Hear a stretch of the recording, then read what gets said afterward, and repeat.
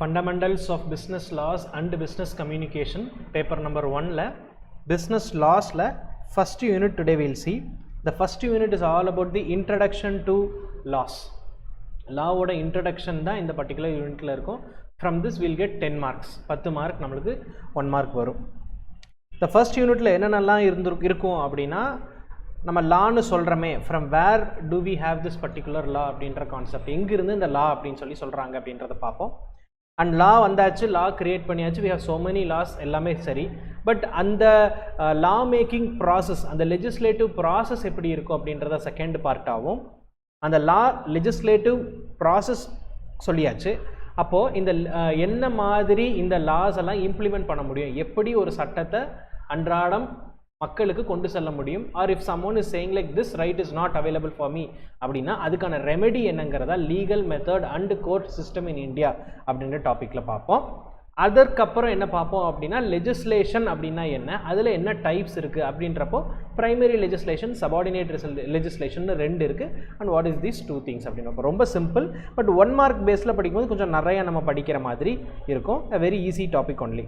So இந்த first டாப்பிக்கில் sources of லா அப்படின்றதுல ஃபர்ஸ்ட் நம்ம என்ன பார்க்க போகிறோம் அப்படின்னா வாட் இஸ் அ லா. இப்போ லா அப்படின்னாலே ரூல் அப்படின்னு சொல்லுவோம். இதை நம்ம ஃபாலோ பண்ணணும். This has to be followed, we should not question it. This is how you have to perform, this is how you have to do the things அப்படின்றதா law. Concept of law அப்படின்ற ஒரு புக்கில் HLA Hart அப்படின்றவர் வந்து law is a set of rules for the society அப்படின்னு சொல்லி ஒரு ஜிஸ்டாக கொடுத்துட்டாங்க. It is a very detailed one. பெருசாக அவர் சொன்னார். அவர் வந்து சிம்பிளாக law is a set of rules for the society, concept of law அப்படின்ற ஒரு புக்கில் HLA ஹார்ட் அப்படின்றவர் சொல்லியிருக்காரு.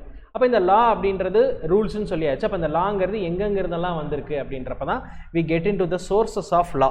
த சோர்சஸ் ஆஃப் லா அப்படின்றப்போ நம்ம இந்தியாவில் இப்போ நம்ம வச்சிருக்கிறது constitution of India. It is the uppermost thing. Constitution of India is the one which makes India function. நம்ம கான்ஸ்டிடியூஷனை பொறுத்து தான் இந்தியாவே இருக்குது. இந்தியானா கான்ஸ்டிடியூஷன் தான். இப்போ கான்ஸ்டிடியூஷன் ஆஃப் இந்தியா 1950 தான் நமக்கு என்னென்ன லாஸ் அப்படின்னு சொல்லுது. பட் இந்த கான்ஸ்டிடியூஷன் மட்டும்தான் இருக்குதா? What was the thing before constitution அப்படின்னா, before that also we had so many rules regulations. British இருந்தப்பவும் சரி, பிரிட்டிஷ்க்கு முன்னாடி கிங்ஸ் இருந்தப்பவும் சரி, we had so many things. அதில் என்னென்னலாம் கவர் ஆகுது அப்படின்னா நம்மளுடைய நம்பிக்கைகள், நம்ம காலங்காலமாக ஃபாலோ பண்ணிட்டு வந்த விஷயங்கள், கஸ்டம்ஸு, பிலீஃப்ஸு, ப்ரீ எக்ஸிஸ்டிங் ஸ்டாட்யூஸ்னு சொல்லுவாங்க. அதாவது முன்னாடியே என்னென்னு தெரில அது இருந்துச்சு அப்படின்னு சொல்கிறாங்க. அதுக்கப்புறம் பார்த்தீங்க அப்படின்னா ஆர்டினன்சஸ்னு சொல்லுவாங்க. ஆர்டினன்சஸ் அப்படின்னா அவசர கால சட்டம். Like if during some period of time, ஒரு இடத்துல ஒரு டைமில் பார்லிமெண்ட்டும் நடந்துட்டு இல்லை, லெஜிஸ்லேச்சரும் நடந்துட்டு இல்லை, அப்போ சடனாக எனக்கு ஒரு சட்டம் வேணும், இமீடியட்டாக வேணும். பார்லிமெண்ட்டை கூட்டி மெம்பர்ஸ் எல்லாம் வர வச்சு ஒரு பில்லை இன்ட்ரடியூஸ் பண்ணி அதை டிஸ்கஸ் பண்ணி பாஸ் பண்ணும்போது I not have that time அப்படின்றப்போ தே கால் இட் அஸ் ஆர்டினன்ஸ். இந்த ஆர்டினன்ஸ் மேக்கிங் பவர் வந்து பிரசிடென்ட் கிட்ட, கவர்னர் கிட்ட தான் இருக்குது. அவசர கால சட்டம் அப்படின்னு சொல்லி அதில் will be learning in detail. இதெல்லாமே லா அப்படின்ற டெஃபினிஷனுக்குள்ளே வருது. எப்படி ஜென்ரலைஸ்டாக பிரிக்கிறாங்க இந்தியாவில் நம்ம சோர்சஸ் ஆஃப் லா அப்படின்னா there are 3 things: all statutes, case laws, ordinances, regulations, other mandates that affect us அப்படின்னு பிரிக்கிறாங்க. இப்போ இந்த ஆல் ஸ்டாட்யூட்ஸ் அப்படின்னா கான்ஸ்டிடியூஷன் ஆஃப் இந்தியா 1950க்கு வர்றதுக்கு முன்னாடி இருக்கிற சில லாஸும் நம்ம இன்னும் ஃபாலோ பண்ணிட்டு இருக்கிறோம். அதுக்கப்புறம் வந்த லாஸும் நிறைய இருக்குது. But on the basis of constitution of India, கான்ஸ்டிடியூஷனில் சொல்லியிருக்கிற விஷயங்கள் அடிப்படையில் தான் வி கேன் மேக் லாஸ். அதுக்கு முன்னாடி ஏதாவது இருந்ததுன்னா அதுவும் கான்ஸ்டிடியூஷனுக்கு எகென்ஸ்டாக இருக்கா இல்லைங்கிறத பார்த்துட்டு வி ஆர் கண்டினியூங் இட். இப்போ அது ஆல் ஸ்டாட்யூட்ஸ் அப்படின்னு சொல்கிறாங்க. கேஸ் லாஸ் அப்படின்னா ஜுடிஷியல் ப்ரெசிடென்ட்ஸ் அப்படின்னு சொல்லுவாங்க. வாட் இஸ் திஸ் ஜுடிஷியல் ப்ரெசிடென்ட்ஸ் அப்படின்னா, whenever there is a problem we'll go to the court. அப்போ court will give some judgment. அப்போ அந்த கோர்ட் கொடுக்குற ஜட்ஜ்மெண்ட்ஸ் பேர் தான் ஜுடிஷியல் ப்ரெசிடென்ட்ஸ் அப்படின்னு சொல்லுவாங்க. Next is something called as customary law. What is this customary law அப்படின்னா நம்மளுடைய பழக்க வழக்கங்கள். நிறைய லாஸ் இருக்குது. நம்ம வந்து கான்ட்ராக்ட் அப்படின்னு ஒன்று இருக்குது. அப்போ contract is nothing but the law which is for the contract. Partnership act இருக்குது. இந்த மாதிரி நிறைய ஆக்ட்ஸ் இருக்குது. இது இல்லாமல் அப்படியே இந்த சைடு வந்தீங்கன்னா அப்படின்னா ஹிந்து லா இருக்குது, கிறிஸ்டியன் லா இருக்குது, முஸ்லீம் லா இருக்குது. இது மாதிரி ஒவ்வொரு டிஃப்ரெண்ட் லாஸ் இருக்குது. அது எல்லாமே இதில் வரும். Next is ordinances. நம்ம சொன்ன மாதிரி ordinances is all for the emergency situations. Regulations are nothing but அந்த ஆக்ட் வந்துடுச்சு, அந்த ஆக்டுக்கான ஹெல்ப் பண்ணுறதுக்கு வர்றது regulations. And other mandates are related to those things. இதெல்லாம் ஜென்ரல் இந்த 3 அடிப்படைகளில் வருது. அதில் நம்ம ஃபஸ்ட்டு டீட்டெயில்டாக பார்க்க போகிறது ஸ்டாட்யூட்ஸ். ஸ்டாட்யூட் அப்படின்றத நம்ம சொல்லும்போது என்ன பண்ணுறாங்க அப்படின்னா, Indian கான்ஸ்டிடியூஷனில் the parliament has the right to enact laws when it comes to entire India. ஒட்டுமொத்த இந்தியாவுக்கு if act has to be made it is in the hands of the parliament. ஒரு மாநிலத்துக்கு மட்டும் இருக்கு அப்படின்னா it is in the hands of the state legislatures. அப்படி central government வச்சிருக்கிறது தான் union list, concurrent list, state list அப்படின்னு 3 list இருக்கு. What is this union list அப்படின்னா அந்த மத்திய அரசாங்கம் என்னென்ன சட்டங்கள்லாம் அது கொண்டு வரலாம் அப்படின்ற பவர் எதுலாம் கொண்டு வரலாங்கிற ஒரு list union list. State government they can make laws on this particular இதுனா அது ஸ்டேட் லிஸ்ட்டில் இருக்கிறது. Concurrent list is for both the state and centre. சென்டருக்கு தேவைன்னா சென்டருக்கு வச்சுக்கலாம், ஸ்டேட்டுக்கு வேணும்னா ஸ்டேட் வச்சுக்கலாம். இட் இஸ் ஆல்வேஸ் டிஸ்கஷன், யாருக்கு வேணுமோ அப்படி வச்சுக்கலாம். அப்போ ஒரு சென்ட்ரல் லிஸ்ட்டில் இருக்கிற ஒரு ஐட்டமில், ஒரு யூனியன் லிஸ்ட்டில் இருக்கிற ஒரு ஐட்டமில் the central government is making a law அப்படின்னா it is applicable to the whole of India. Indian territory எது வரைக்கும் போகுதோ அது வரைக்கும் அந்த law is applicable. ஸ்டேட் பொறுத்தளவுக்கு ஸ்டேட்டுக்கு it is applicable within the particular territory of the state that particular is applicable. இதெல்லாமே எதில் சொல்லியிருக்காங்க அப்படின்னா 7th schedule of the constitution. நிறைய ஸ்கெடியூல்ஸ் இருக்குது. அதில் வந்து 7th schedule வந்து இந்த பர்டிகுலர் ஸ்டாச்சூட்ஸ் பற்றி சொல்லுது. இந்த ஸ்டாச்சூட்ஸில் என்ன கொடுத்துருக்காங்க, union list, state list, concurrent list அப்படின்னா என்ன அப்படின்னு சொல்லி கொடுத்துருக்காங்க. Next comes the judicial precedents. இதுவும் is nothing but whatever law is made it will go for the review of the court.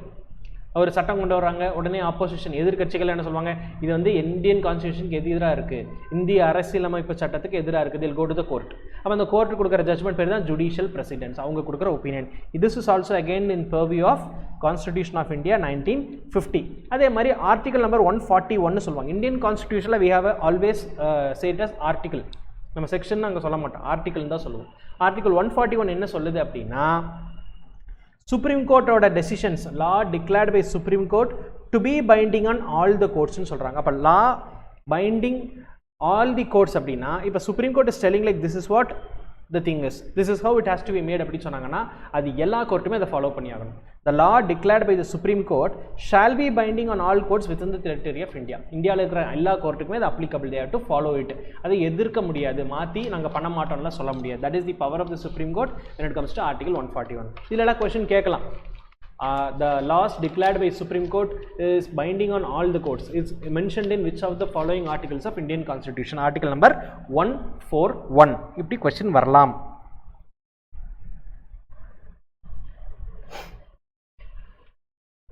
And most of the time they are not creators, they are the interpreters னு சொல்லுவாங்க. What is this interpreter அப்படின்னா, அவங்க சட்டம் இயற்ற மாட்டாங்க, they will give some suggestions, they will give some rules, இந்த மாதிரி பண்ணலாம் அப்படின்ற ஒரு ஐடியா கொடுப்பாங்க. Again it is the parliament which can make law. அப்படி இருக்கும்போது they will call as interpreters. அதாவது இது இப்படி தானே இருக்கும், இது இந்த மாதிரி தானே அர்த்தம் இருக்கும் அப்படின்ற ஒரு அண்டர்ஸ்டாண்டிங் தான் interpreters அப்படி சொல்லி சொல்லுவாங்க. Next comes the personal law. As I told you, Hindu Marriage Act 1955, Indian Christian Marriage Act 1872, the Qazis Act 1880. இதெல்லாமே தனி பர்டிகுலர் ஒரு குரூப் ஆஃப் பீப்புள், அவங்களுடைய நம்பிக்கையின் அடிப்படையில், அவங்களுடைய பழக்க வழக்கம், அவங்களுடைய நாகரிகம்னு சொல்லலாம், இதெல்லாத்தையும் வச்சுட்டு practice, culture, custom, individual faith, அதன் அடிப்படையில் வர்றது பர்சனல் லாஸ்ன்னு சொல்கிறாங்க. Next comes ordinances. இந்த ஆர்டினன்சஸ் பொறுத்தளவுக்கு first what they had given அப்படின்னா, ஆர்டிகல் நம்பர் 13 ஒன்று இருக்குது. Article number 13 is nothing but the laws which are inconsistent with the fundamental rights are void அப்படி சொல்லிட்டு ஒரு வார்த்தை இருக்குது ஆர்டிகல் நம்பர் 13ல. பட் அந்த ஆர்டிகல் நம்பர் 13ல என்ன இங்கே கொடுத்துருக்காங்க அப்படின்னா, அந்த இடத்துல லான்னு சொல்லியிருக்காங்கன்னா அதில் ஆர்டிக்கிளில் அந்த ஆர்டிகல் 13ல் ஆர்டினன்ஸும் இன்க்ளூடட்னு சொல்கிறாங்க. Ordinance is nothing but the emergency சுச்சுவேஷனில் ஒரு டெம்பரரி ஸ்டாண்ட்ஸ் தான், அது ரொம்ப நாளைக்கு அதை நீடிக்க முடியாது. அந்த ஆர்டினன்ஸ் வந்துடுச்சுன்னா அதுலேருந்து 6 மாதத்துக்குள்ளேயோ இல்லை அடுத்து எப்போ பார்லிமெண்ட்டோ ஸ்டேட் லெஜிஸ்லேச்சரோ வருதோ they have to pass the same act. For example சொல்கிறோம், ஜல்லிக்கட்டு கேஸ் நடந்துச்சு, ஜல்லிக்கட்டு பிரச்சனை நடந்துச்சு, அப்போ வந்து ஆர்டினன்ஸ் தான் போட்டாங்க. அப்போ வந்து பார்லிமெண்ட்டோ இல்லை லெஜிஸ்லேச்சரில் பண்ண முடியாது, அப்போ டைம் இல்லை, அப்போ இமீடியட்டாக வேணும், அப்போ போங்க பிரசிடென்ட்டு போங்க, பிரசிடென்ட் வந்து அவசர காலம் சட்டம் கொண்டு வரலாம், அதுதான் ஆர்டினன்ஸ் அப்படி சொல்லுவாங்க. அது ஆர்டிகல் நம்பர் 13ல் அதே கான்ஸ்டிடியூஷனில் இட் இஸ் தேர். அடுத்து இப்போ நான் சொன்னேன், பிரசிடென்ட்டுக்கும் பவர் இருக்குது, கவர்னருக்கும் பவர் இருக்குது. President can also create ordinances and governor can also create ordinances. அப்படி பார்க்கும்போது ஆர்டிகல் 123 அதுதான் பிரசிடென்ட்டுக்கான power for making ordinances, and 213 is the article for governor of the state. எந்த ஆர்டிகலின் அடிப்படையில் a president can promulgate an ordinance அப்படின்னு கேட்டாங்கன்னா 123. எந்த article அடிப்படையில் governor can promulgate ordinances அப்படின்னா it is article number 213. அவ்வளோதான். இது ரெண்டு நம்மளுக்கு 1 மார்க் பேஸில் இம்பார்ட்டன்ட். சரி சார், இப்போ நம்ம மேலே மட்டமும் போயிட்டோம், அதுக்கடுத்து ஸ்டேட்டும் போயிட்டோம். அது கீழே ஒருத்தர் இருக்காங்களே, பஞ்சாயத்ஸ் எல்லாம் இருக்காங்களே, அவங்க தான் என்ன சொல்கிறாங்கன்னா பஞ்சாயத்தி ராஜ் அப்படின்னு சொல்கிறாங்க. அவங்களுக்கு ஆர்டிகல் நம்பர் 243 அவங்களுக்கான அட்மினிஸ்ட்ரேஷன், அவங்களுக்கான regulations for governance also these people can take care அப்படின்னு சொல்கிறது தான் ஆர்டிகல் நம்பர் 243. ஸோ இதெல்லாம் தான் ஆர்டினன்ஸ் மேக்கிங் பவர்ஸ் அப்படின்னு சொல்கிறாங்க. இது மட்டும் தானா? இதெல்லாம் தான் இப்போ இருக்குது. இதெல்லாம் இப்போ இருக்குது கரண்ட்டில். we are following this constitution of India. what about the previous thing? இப்போ ப்ரீ இண்டிபெண்டன்ஸ் ஹிஸ்ட்ரி அப்போ என்ன நடந்துச்சு அப்படின்றதான் நம்ம அடுத்து பார்க்க போகிறோம். the sources of law and legal systems in India before independence, அதோட பிரீஃப் ஹிஸ்ட்ரி எப்படி இருந்துச்சு அப்படின்னு சொல்கிறாங்க. இதோட ஸ்டடி எப்படி போகுது அப்படின்னா 4 பீரியடாக பிரிக்கிறாங்க. what are the 4 periods அப்படின்னா ancient, medieval, British administrative period, Indian legal period, 4 பீரியடாக பிரியுது. இதுவும் எக்ஸாமில் கேட்கலாம். which of the following is not included in the 4 periods of Indian legal history அப்படின்னு சொல்லிட்டு வேறு ஏதோ ஒன்று கொடுத்துட்டு ஆட் ஒன் அவுட் கேட்கலாம். So remember ancient, medieval, British administrative and the Indian legal period. அப்போ இந்த ancient period எப்படி பார்க்குறாங்க அப்படின்னா ஒரு 1500 வருஷத்துக்கு முன்னாடி அப்படின்ற மாதிரி போகிறாங்க. இந்தியாவோட நில அமைப்பே இப்படி இருந்திருக்குமான்னு தெரியாது. It was like 1500 years before. அப்போ எப்போ ஆரம்பிக்குது அப்படின்னா கிரிகாரியன் கேலண்டர் அப்படின்னு சொல்லுவாங்க. அதோட ஃபஸ்ட்டு டிகேட் தான் நம்மளுக்கு இந்த ப்ரீ இண்டிபெண்டன்ட், அதாவது ப்ரீ இண்டிபெண்டன்ட்டில் தட் இந்த ஆன்ஷியன்ட் பீரியடுங்கிறது அங்கிருந்து நம்ம ட்ரேஸ் பேக் பண்ணுறோம். we have evidences for also that. அப்போ அந்த டைமில் how things were made அப்படின்னா we had something called as Vedas, Smritis, Upanishads, Arthashastra of the Mauryan era, இதெல்லாம் நம்மளுக்கு இருந்துச்சு. இதெல்லாம் தான் நம்மளுக்கான சட்டத்திட்டங்கள். This all we have to follow. வேதங்களின் அடிப்படையில் we have to follow. Smriti, அதில் தான் மனுஸ்மிருதி அப்படின்றது பாப்புலராக இருந்த ஒரு ரூல் திங். அப்போ இதெல்லாம் தான் வந்து அந்த காலத்தில் அதிகமாக இருந்துச்சு. And other than that we had also called as தர்மான்ற ஒரு விஷயம் இருந்தது. Dharma something but righteousness and duty. யாருக்கு என்ன கரெக்டாக பண்ணணும், யாருக்கு என்ன கடமை இருக்குது அப்படின்ற அடிப்படையில் தான், அந்த பிரின்சிபலில் தான் லீகல் அண்ட் ரிலீஜியஸ் டியூட்டிஸ் எல்லாமே அங்கே இடத்துல வந்திருந்தாங்க. ஸோ இதெல்லாம் தான் ஆன்ஷியன்ட் பீரியடில் இருந்துச்சு. சார் இதெல்லாம் ஓகே சார், இது ஃபாலோ பண்ணுங்கள், அது ஃபாலோ பண்ணுங்கள், இது இப்படி தான் நடந்துச்சு, இஸ் ஃபைன். வேதா, ஸ்மிருதி, உபனிஷத்ஸ், அர்த்தசாஸ்திராஸ் எல்லாமே இருந்தது. Arthashastra is Mauryan empire. மௌரியன் எம்பையரில் கௌடில்யான்னு ஒருத்தர் இருந்தார், சாணக்கியார் கௌடில்யான்னு சொல்லுவாங்க. அவர் தான் அந்த அர்த்தசாஸ்திராங்கிறது கிரியேட் பண்ணியிருப்பார். ஸோ அந்த பீரியட் இருந்துச்சு. அப்போ பிரச்சனை இருந்துன்னா என்ன பண்ணுறது? What if there is a dispute between the parties அப்படின்னா again the court will be coming. And sometimes the court is also court இருப்பாங்க, king also will be coming. Lowest கோர்ட்டுங்கிறது வச்சுருப்பாங்க. அண்டு கண்டிப்பாக கிங்கும் இருப்பாங்கன்னா king also will B super seeding the things. எல்லாத்தையுமே check பண்ணி எது correct எது தப்பு அப்படின்ற ஜட்ஜ்மெண்ட்டை கொடுப்பாங்க. அப்போ கோர்ட் இருக்குன்னு சொன்னீங்களே, what are the different types of courts? Kula, Shreni, Gana, Adhikrita, Sasita, Nripa, இவங்கெல்லாம் தான் கேட்டகரிஸ், இந்தியன் கோர்ட்ஸோட கேட்டகரிஸ். குலா அப்படின்றது ஃபேமிலி கவுன்சில்ஸ் ஆர் குரூப்ஸ்ன்னு சொல்கிறாங்க. ஸ்ரேணி அப்படின்றது ட்ரேட் ஆர் ப்ரொஃபஷனல் கவுன்சில்ஸ்னு சொல்கிறாங்க. கணா அப்படின்னா வில்லேஜ் அசம்பிளி. அதிகிருதா அப்படின்னா court appointed by the king. Sasita அப்படின்னா கிங்ஸ் கோர்ட். நிருபா அப்படின்னா த கிங். இதெல்லாம் தான் different categories of ancient Indian courts. இந்த அடிப்படையில் தான் வந்து அந்த காலகட்டத்தில் எல்லா அமைப்புகளும் இருந்தது. இது எக்ஸாமில் கேட்பாங்க. The family councils or groups is referred to in which of the following words in Indian ancient history? இப்போ கீழே 4 ஆப்ஷன் இருக்கு. அப்போ குலார் ஞாபகம் வச்சுக்கணும். ஸ்ரேணினா trade or professional councils. Nripa அப்படின்னா கிங்கு அப்படின்றத ஞாபகம் வச்சுக்கணும். ஸ்பெல்லிங் இதில் பெரிய ப்ராப்ளம் இல்லை, because it is completely 1 mark for us, right? அதனால் நம்மளுக்கு பிரச்சனை இல்லை. இது எதை பற்றி வருது? ஆன்ஷியன்ட் பீரியட் வருது. இது அப்படியே காலகாலமாக இப்படியே நம்ம ஃபாலோ பண்ணிகிட்டு இருந்தோம். அப்படியே அடுத்து ஒரு இடைக்காலம் ஒன்று சொல்கிறாங்க, மிடிவல் பீரியட் அப்படி சொல்கிறாங்க. இந்த மிடிவல் பீரியடில் தான் வந்து நிறைய ஃபாரின் இன்வேஷன்ஸ் நமக்கு வந்துச்சு. நமக்கு இருந்தது என்னமோ சேரா, சோழா, பாண்டியா, பல்லவர்கள் அப்படிம்போம். அப்புறம் அப்படியே மேலேருந்து கொஞ்சம் கொஞ்சம் கொஞ்சம் அப்படியே என்ன இந்த இந்த விஜயநகர எம்பையர் அதெல்லாமே இருந்ததுன்னு சொல்கிறோம் காலகட்டத்தில் வந்துச்சு. But after that foreign invasion வச்சு இந்த முகமது கோரி ஆகட்டும், குதுபுதீன் ஐபக் ஆகட்டும், அப்புறம் லோதி டைனாஸ்டி, ஸ்லேவ் டைனாஸ்டின்னு நிறையா இருந்தது. நம்ம ஸ்கூலில் படிச்சிருப்போம் ஹிஸ்ட்ரியில் அண்ட் மிடிவல் ஹிஸ்ட்ரியில் படிச்சிருப்போம். அவங்க எல்லாமே வந்தப்போ அது மிடிவல் பீரியட்னு பிடிக்கிறாங்க. How it is. அப்போ அந்த ஃபாரின் இன்வேஷன்ஸுங்கிறது அங்கே ஃபுல்லாக இருந்தாலும் ஃபஸ்ட்டு என்ன ஆகுதுன்னா 12th centuryயில் டேட் பேக் பண்ணுறோம். அந்த 12th centuryயில் என்ன ஆகுது அப்படின்னா Muhammad Ghori defeated our Indian king Prithviraj Chauhan. எந்த பேட்டில் அப்படின்னா செகண்ட் பேட்டில் ஆஃப் டெரைனில் 1192 AD. அனடோமினி அப்படின்னு சொல்லுவாங்க. Or sometimes people will call us after that அப்படிம்பாங்க. பிசினா பிஃபோர் கிறிஸ்ட், ஏடினா ஆஃப்டர் தட், பட் அனடோமினி அப்படின்னு சொல்லுவாங்க. அதாவது இப்போ கரண்ட் இதில் 1192 ஏடியில் battle of Tarain, that second battle of Tarain நடந்துச்சு. அதில் முகமது கோரி வந்து பிருத்விராஜ் சௌஹானை டிஃபீட் பண்ணிட்டார். ஷார்ட்லி ஆஃப்டர் விச் அதுக்கப்புறம் என்ன ஆகுது, குதுபுதீன் ஐபக் அப்படின்றவர் தான் ஃபர்ஸ்ட் சுல்தான் ஆஃப் டெல்லி ஆகிறாங்க. He belongs to the slave dynasty. இதெல்லாமே 1 மார்க்கில் கேட்கலாங்கிறனால we are going line by line. அடுத்து மிடிவல் பீரியடில் என்ன ஆகும் அப்படின்னா, அதிகமான இன்ஃப்ளூயன்சஸ் எப்படி இருந்துச்சு அப்படின்னா, slave dynasty to Lodi dynasty, அவங்க தான் அந்த டெல்லி சுல்தானேட் ரூல் பண்ணிட்டு இருந்தாங்க. அப்போ வந்து டெல்லி தான் பெருசு, டெல்லி சுல்தானேட்டுங்கிறது ஒரு நல்ல பொசிஷன். அதில் வந்து அதிகமாக இருந்தாங்கன்னா slave dynasty to Lodi dynasty 1206 to 1526 இருந்துச்சு. அதுக்கப்புறம் ஜகருத்தீன் பாபர் அப்படின்றவர் இப்ராஹிம் லோதியை டிஃபீட் பண்ணுறாரு. And then he started the Mughal empire. Babur வந்து he starts the Mughal empire, that to 1707. அவருக்கு அப்புறம் வந்து பகதூர் ஷா ஜாஃபர், அவர் தான் வந்து இட் வாஸ் கண்டினியூங். அப்புறம் அதுக்கு அப்படியே எண்டுக்கு வருது. அப்படி எண்டுக்கு வரும்போது அதுக்கப்புறம் சுல்தானேட் பீரியட்லாம் கொடுத்துருப்பாங்க. இந்த சுல்தானேட் பீரியடில் என்ன நடந்திருக்கும் அப்படின்னா, நிறைய கோர்ட் ஆஃப் ஜஸ்டிஸ் டெவலப் பண்ணியிருப்பாங்க. அதில் தான் நிறைய டிஃப்ரெண்ட் நேம்ஸ் இருக்கும். திவான் ஐ மஸ்லீம் அப்படின்னு சொல்லுவாங்க. திவான் ஐ மஸ்லீம்ங்கிறது it's all about administration, bureaucracy. Bureaucracy and administration is nothing but இப்போ எப்படி நம்ம IAS ஆஃபீஸர்ஸ்ல சொல்கிறோமோ, they'll have the administration everywhere. அப்போ அந்த அட்மினிஸ்ட்ரேஷன்லாம் ஏதாவது டிஸ்பியூட்ஸ் ஆச்சா, திவான் ஐ மஸ்லீமுக்கு போங்க அப்படின்னு சொல்லிட்டு அது ஒரு கோர்ட் மாதிரி. அடுத்து முகல் பீரியட்ல அப்படின்னு பார்த்தீங்க அப்படின்னா சென்ட்ரல் ஜுடிஷியரி சிஸ்டம்ங்கிறது தான் அதிகமாக இருக்கும். ஒரு ஹெட் அப்படின்ற மாதிரி இருக்கும். அதில் வந்து சீஃப் ஜுடிஷியல் ஃபங்க்ஷனரி யாராக இருப்பாங்க அப்படின்னா குவாசி அல் குவாசத். Who will appoint them அப்படின்னா it is appointed by the emperor தான் அப்பாயிண்ட் பண்ணுவார். அவர் தான் அப்பீல்ஸ்னா மேல்முறையீடுகள் சொல்லுவாங்க. மேல்முறையீடுகள் சூப்பர்விஷன் எல்லாமே they'll be seeing. அவருக்கு கீழே இந்த குவாசி அல் குவாசத் கீழே முஃப்தி அண்ட் மீர் அத் அல் அவங்க கீழே இருப்பாங்க. அதில் 2 பேர் இருக்காங்க இல்லைங்களா, முஃப்தி அண்ட் மீர் அதில். முஃப்திங்கிறவரோட வேலை என்ன அப்படின்னா expounding the law. What is expounding the லா?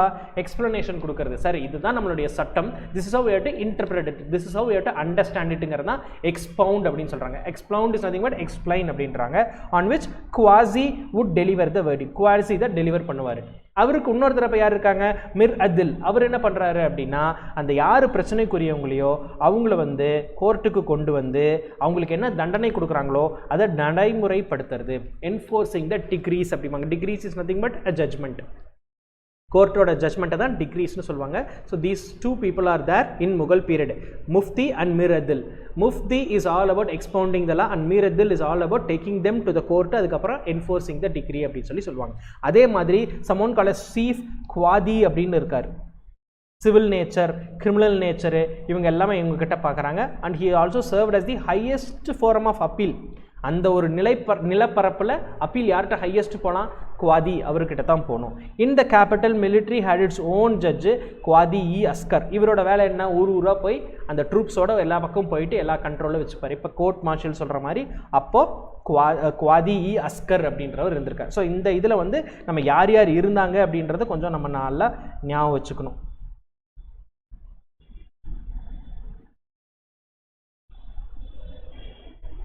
இந்த முகல் பீரியடில் குவாசி இல் குவாசத் இவர் வந்து சீஃப் ஜுடிஷியல்.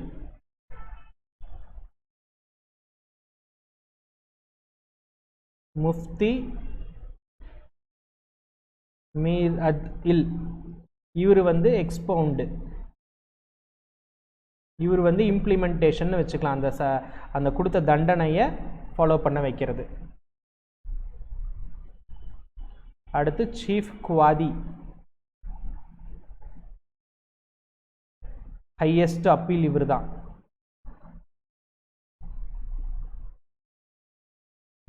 அதுக்கடுத்து குவாதி i Asghar. he is like a person who moves with the troop and he is like a court martial அப்படின்னு சொல்கிறாங்க. இது அப்படியே நம்ம தெரிஞ்சு வச்சுக்கணும் இந்த வார்த்தை, பிகாஸ் ஏதோ ஒரு கொஸ்டின் எக்ஸாமில் கேட்கலாம். Next British administrative period. அது ஒரு 200 வருஷத்துக்கு நமக்கு பிரிட்டிஷ் அட்மினிஸ்ட்ரேட்டிவ் பீரியட் இருந்துச்சு. 1600 they came only to trade. But later தான் அவங்களுடைய வேலை என்னாச்சுங்க, அவங்க அதிகமாக இந்த சம்பாதிக்கணும், டெவலப் பண்ணணும், க்ரோ பண்ணணும், அவங்களுடைய கண்ட்ரோல் இந்த இடத்துல வச்சிருக்கணும் அப்படின்ற மாதிரி தே ஸ்டார்டட் கம்மிங். அதுதான் இந்த பிரிட்டிஷ் பீரியட். அவங்களுக்குன்னு சார்ட்டர் ஆக்ட்னு நிறையா கொடுத்துருந்தாங்க. Because completely it will be under the control of the British period. பிரிட்டிஷோட அங்கே இருக்கிற ராணியோட கண்ட்ரோல் அப்படின்ற மாதிரி ஆரம்பிச்சது. அது அப்படியே எங்கே வரைக்கும் வந்துச்சு அப்படின்னா அந்த பேட்டில் ஆஃப் பிளாசி அப்படின்னு வந்துச்சு 1757. அதுவாகட்டும் இல்லை திவானி ரைட்ஸ் இன் பெங்கால் அப்படின்னு சொல்கிறாங்க 1765 வந்துச்சு. What is this Diwani rights அப்படின்னா அந்த இடத்துல இருக்கக்கூடிய வருமானம் ப்ளஸ் வரி வசூல் பண்ணுற ரைட்டு தான் திவானி ரைட்ஸ்னு சொல்லுவாங்க. அந்த காலத்தில் பெங்கால் பிரிட்டிஷ் பீரியடில் பெங்கால் வாஸ் வெரி பவர்ஃபுல் பிளேஸ்னு சொல்லுவாங்க. பெங்கால் தான் வந்து ஹையஸ்ட் பொசிஷனில் இருந்துச்சு. ஸோ தட் பிளேஸில் they had the right to get Diwani. Diwani is nothing but வரி வாங்குறதுக்கான வசூல் பண்ணுறதுக்கான உரிமை. இதில் என்னென்ன ரிஃபார்ம்ஸ் எல்லாம் கொண்டு வந்தாங்க இந்த பிரிட்டிஷ் பீரியடில் அப்படின்னு சொல்லி கொடுத்துருப்பாங்க. மேயர்ஸ் கோர்ட் அப்படின்னு சொல்லிட்டு 1726 இட் வாஸ் டெவலப்டு. வாரன் ஹேஸ்டிங்ஸ்னு ஒருத்தர் இருந்தார். He had a plan of 1772. அது பேர் த அதாலத் சிஸ்டம்னு சொல்கிறாங்க. இப்போ அடுத்து ஹைகோர்ட் வாஸ் எஸ்டாப்ளிஷ்ட். அதுக்கு ஒரு ஆக்ட் இருக்கணும் இல்லையா, 1861 Indian high courts act was established. அதுக்கப்புறம் நிறைய பிரசிடென்சிஸில் கல்கட்டா, மெட்ராஸ், பாம்பே இதுக்கெல்லாம் ஹைகோர்ட் டெவலப் பண்ணாங்க. கவர்மெண்ட் ஆஃப் இந்தியா 1935 தான் ரொம்ப முக்கியமான ஆக்டாக இருந்துச்சு. ஏன் அப்படின்னா it was mainly based on the previous act. முன்னாடி இருக்கிற ஆக்டெல்லாம் வந்து நிறையா கொண்டு வந்து இப்போ நிறைய ரெஸ்பான்சிபிள் கவர்மெண்ட் கொண்டு வரணும் அப்படின்றதுனால தான் கவர்மெண்ட் ஆஃப் இந்தியா 1935 அந்த ஆக்ட் அடிப்படையில் நமக்கு இண்டிபெண்டன்ஸ்க்கு அப்புறமும் நிறைய ஆக்ட் கொண்டு வந்தோம். இது மட்டும் இல்லை, இப்போ நம்ம ஃபாலோ பண்ணிட்டு இருக்கிற சில act like Indian contract act 1872 இப்போ வரைக்கும் அந்த ஆக்டை நம்ம ஃபாலோ பண்ணிருக்கோம். We didn't change. பட் இந்த Indian penal code, Indian evidence ஆக்டில் இப்போ நேம்ஸ் எல்லாம் மாற்றி புது ஆக்ட் வந்துடுச்சு. இனி இம்ப்ளிமெண்டேஷன் கொடுத்துட்டாங்க. Yes, implementation it was given. இப்போ அந்த ஆக்ட் எல்லாம் இல்லை, இப்போ புது ஆக்ட் வந்துடுச்சு, மாற்றிட்டோம். அதே மாதிரி sale of goods act, Indian partnership act இதெல்லாமே வந்து அதன் அடிப்படையில் தான். ஃபர்ஸ்ட் பார்த்தீங்கன்னா Indian contract act was taking care of everything. 1872 வந்து இந்த பர்டிகுலர் ஆக்ட் எல்லாமே பண்ணிச்சு. லேட்டர் ஆன் என்ன பண்ணிட்டாங்கன்னா இந்த இந்தியன் கான்ட்ராக்ட்லேருந்து சேல் ஆஃப் குட்ஸுக்கு தனியாக, பார்ட்னர்ஷிப்புக்கு தனியான்னு ரெண்டாக பிரிச்சுட்டாங்க. பிரித்து ரெண்டு பேருக்கு தனித்தனியாக பவர்ஸ் கொடுத்துடலாம், ரெண்டு பேரும் ரெண்டு டிஃப்ரெண்ட் விஷயங்களை பார்த்துக்கிட்டோம் அப்படின்ற மாதிரி கொண்டு வந்துட்டாங்க. இது இந்த particular legislative systems when it comes to British period. British பீரியடில் என்னென்ன சேஞ்சஸ் கொண்டு வந்தாங்க அப்படின்னு. அடுத்து நம்மளுக்கு இண்டிபெண்டன்ஸ் கிடச்சிது 1950. We had this Indian constitution. So okay, அதுக்கப்புறம் என்ன ஆச்சு, what was the changes after independence or after constitution அப்படின்னா that is Indian legal period 1950 to present day அப்படி சொல்கிறாங்க. இதில் என்ன பண்ணுறாங்க, நிறைய abolition of privy council jurisdiction act 1949. ஏன்னா அப்போ வந்து பிரிட்டிஷோட இதில் இருந்துச்சு, அதுக்கெல்லாம் நிறைய அப்பீல்லாம் கொண்டு வந்துட்டு நிறைய ப்ராப்ளம்ஸ் இருந்தது. 1726 ஆக்டெல்லாம் இருந்தது. அது எல்லாத்தையும் கேன்சல் பண்ணணும், அபாலிஷ் பண்ணணுங்கிற மாதிரி ஃபர்ஸ்ட் திங். ஏன்னா இந்தியாவுக்குன்னு தனியாக ஒன்று வரணும். அப்போ என்ன பண்ணுறாங்க, then we started having like we should have our own constitution அப்படின்றப்போ 1947 29th August a drafting committee was formed under the headship of Dr. B.R. Ambedkar. அவருடைய தலைமையில் ஒரு சேர்மனாக போட்டு ஒரு டிராஃப்டிங் கமிட்டின்னு வராங்க. their work is to create a constitution for us. அப்படி create பண்ணதை 26th November 1949 pass பண்ணி அடாப்ட் பண்ணிருச்சு கான்ஸ்டிடியூவன்ட் அசம்பிளி. அதனால தான் அது லா டேன்னு சொல்கிறாங்க. 26 January 1950 constitution of India adopt பண்ணிட்டோம், நம்ம அதை ஃபாலோ பண்ண ஆரம்பிச்சிட்டோம். இது இந்தியன் லீகல் பீரியட். அப்போ அந்த லீகலுங்கிறப்ப கண்டிப்பாக கோர்ட் வர்றதுனால சுப்ரீம் கோர்ட் வந்து 26 January 1950 இட் வாஸ் எஸ்டாப்ளிஷ்டு. அப்போ வந்து ஆர்டிகல் 124(1) 8 பேர் இருந்தாங்க, ஒரு சீஃப் ஜஸ்டிஸ் 7 ஜட்ஜஸ்னு. இப்போ கரண்ட்லி பார்த்தீங்க அப்படின்னா 34 ஜட்ஜஸ் இருக்காங்க, 33 ஜட்ஜஸ்ங்க ப்ளஸ் 1 சீஃப் ஜஸ்டிஸ். ஸோ மொத்தம் 34. இதுதான் இந்த லிஸ்ட் இந்தியன் லீகல் பீரியடோட திங்ஸ்.